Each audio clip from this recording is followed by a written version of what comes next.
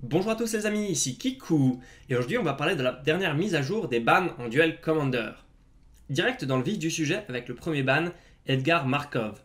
Il venait de sortir mais a direct été ultra présent en top 8.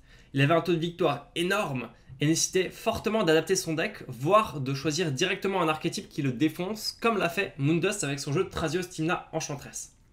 Il polarisait totalement le metagame autour de lui tout en parvenant quand même régulièrement à sortir la tête hors de l'eau.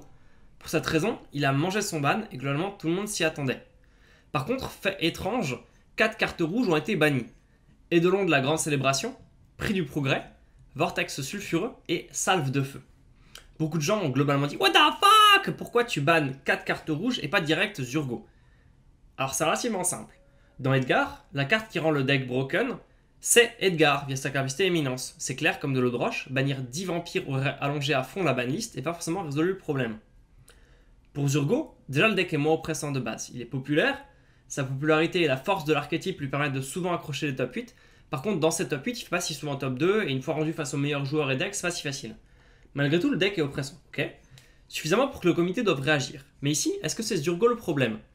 C'est loin d'être le meilleur tour 1 disponible en rouge, et au final, si on switch pour Karizev et on adapte le deck, ça change pas tant de choses que ça. Ce qu'on observe en fait, c'est que le deck est quoi qu'il arrive ultra régulier.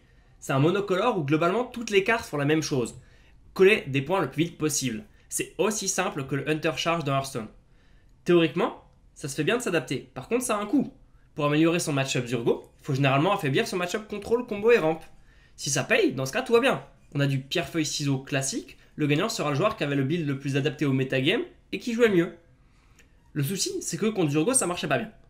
Tu joues de la hate adaptée, tu pioches les cartes dans le bon ordre, et là pouf, il y a une carte qui arrive qui est juste beaucoup trop forte, malgré la hate, et tu perds quand même.